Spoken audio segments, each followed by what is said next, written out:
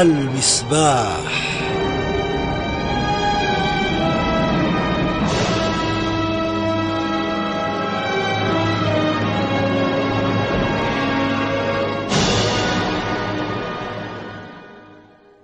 السلام عليكم ورحمة الله وبركاته.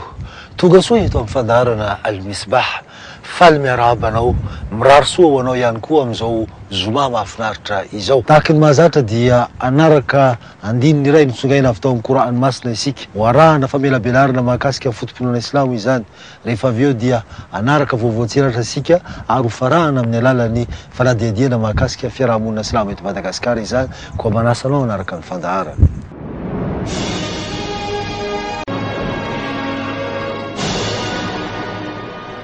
إن الله لا يغفر أن يشرك به ويغفر ما دون ذلك لمن يشاء ومن يشرك بالله فقد ضل ضلالا بعيدا إن يدعون من دونه إلا إناثا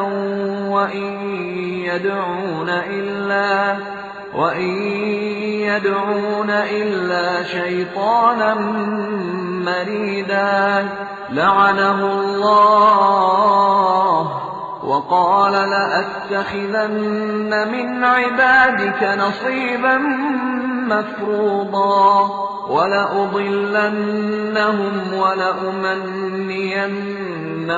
ولآمرنهم فليبتكن آذان الأنعام ولآمرنهم فليغيرن خلق الله ومن يتخذ الشيطان وليا من دون الله فقد خسر خسرانا مبينا يعدهم ويمنيهم وما يعدهم الشيطان إلا غرورا أولئك مأواهم جهنم ولا يجدون عنها محيصا.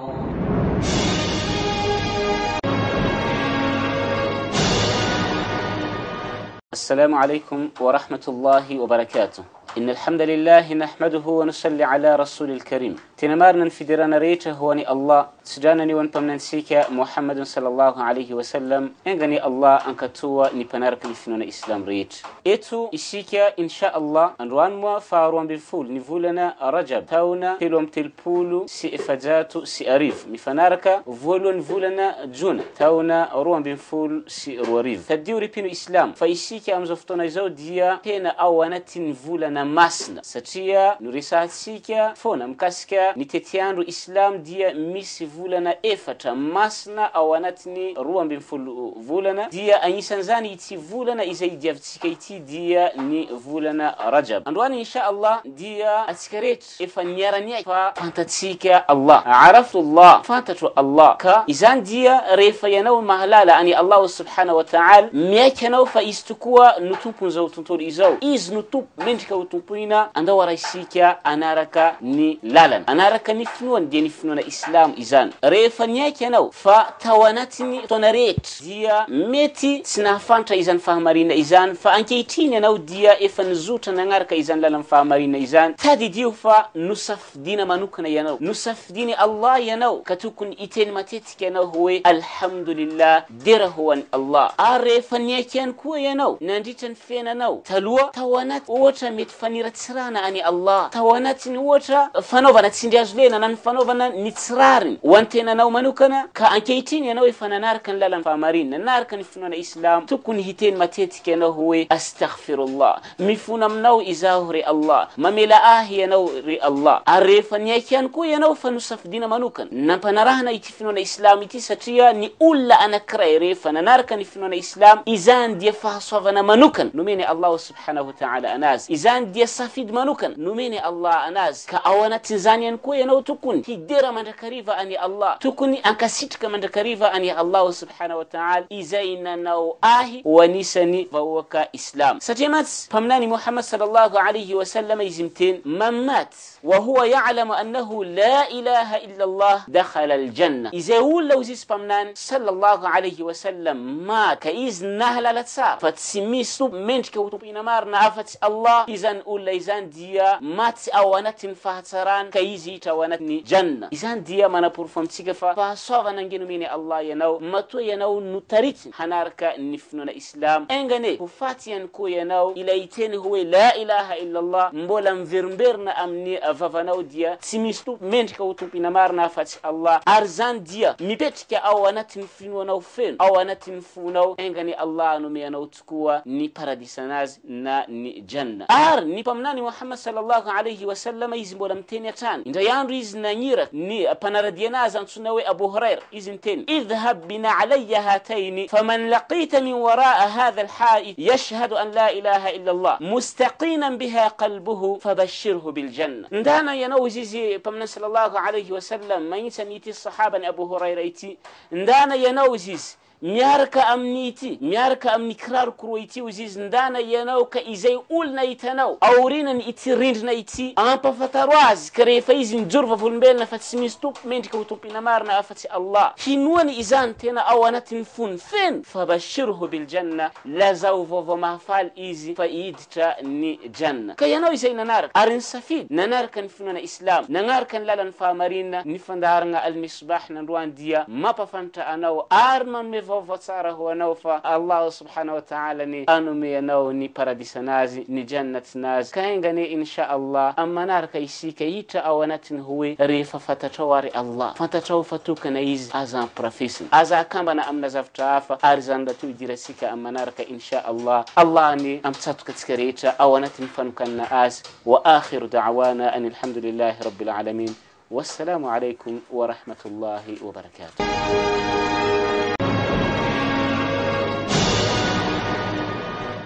Taorian'i Yvonne Ridley dia mpanao gazety britanika iray avy amin'ny fianakaviana Tony Blair prime ministre anglisy teo aloha no nisafidiny Islamo ho finoany.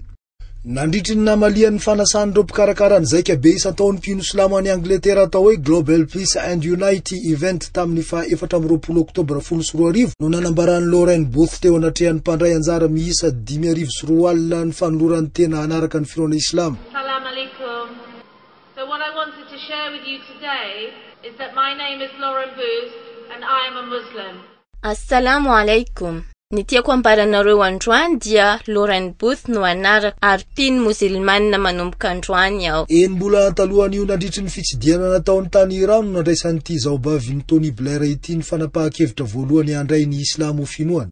Raha tsy ivina dia iray tamin'ireo mpitondra tandrefana nanao vaindohan-draharahan'ny fanafiana tany Irak no sady nanao famokarana tahirin-kevitra ny resahana manokana mikasika amin'ny finoana Islam sy ny vahoaka musilmanina ihany koa ingay Tony Blair. Nandritra izany fitsidiana nataon'ny tany Iran izany indrindra no namalian-dramatoa Lauren Booth ny zaodainy tamin'ireo foto-kevitra fanasoketana ny finoana Islam sy ny vahoaka musilmanina izay noraketiny tao amin'ny tahirin-kevitra novokariny.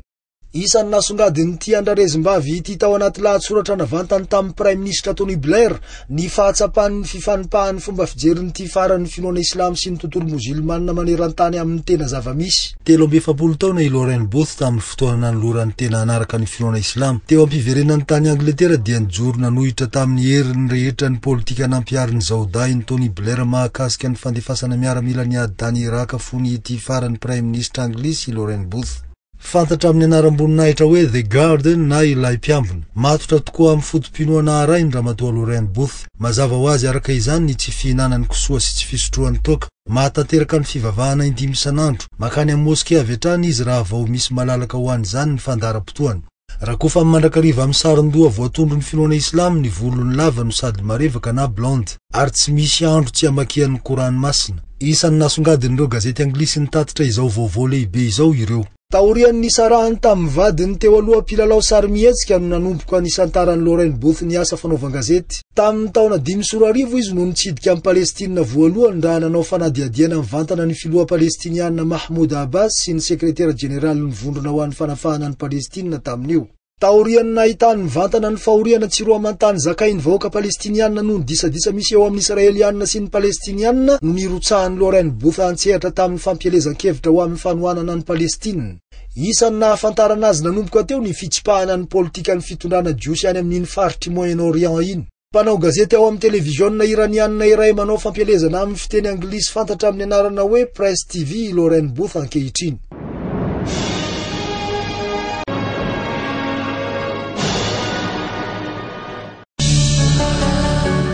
Tarika resabe tany Royaume-Uni ny fanoloran-tena andramatoa Lauren Booth anaraka ny finoana Islam. And I am a Muslim.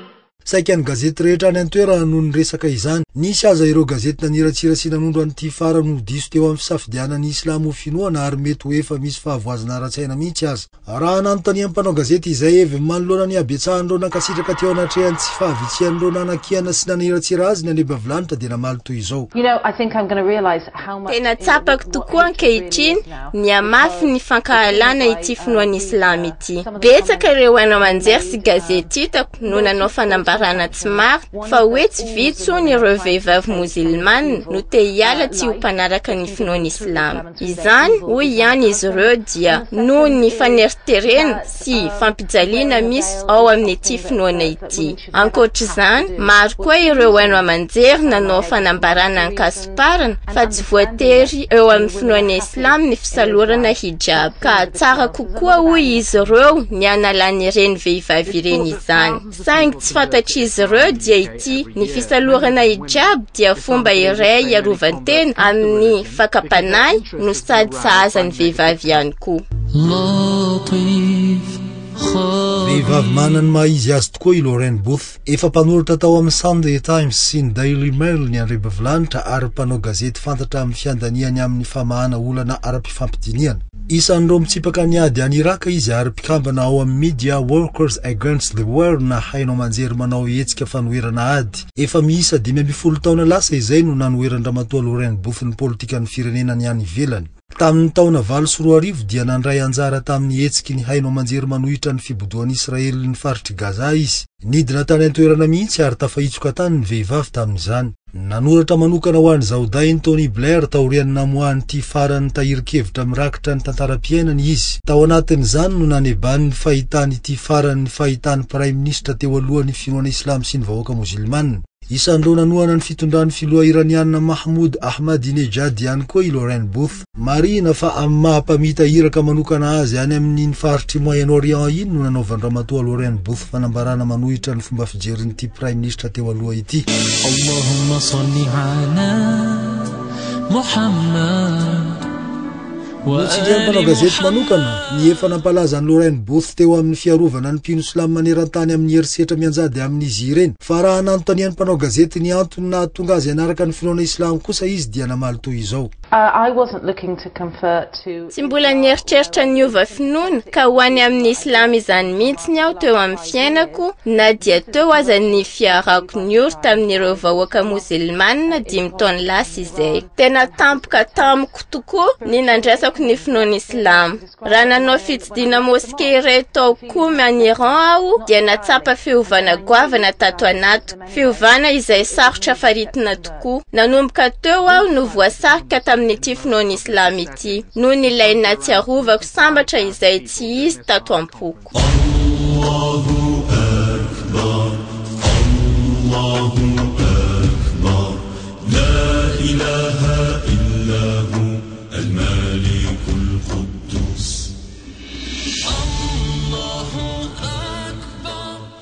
Iza moa no nieritreritra ny isiany ray amin'ny fianakavian'andriamatoa Tony Blair isan'ireo nanao ny ainy tsy ho zavatra tamin'ny famotehana ny finoana Islam sy faningana ny vahoaka musilmana n'olo tena hanaraka ny finoana Islam toy izao.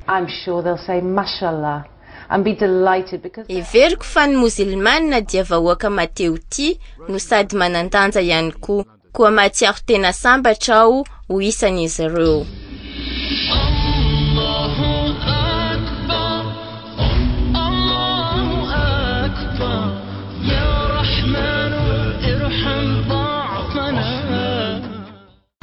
زي ينكون نتكلم مرنا نفطرنا المسبح تبني الألوان ميتك نيفيروم ما مدبتفوا بنركينيتو والسلام عليكم ورحمة الله وبركاته.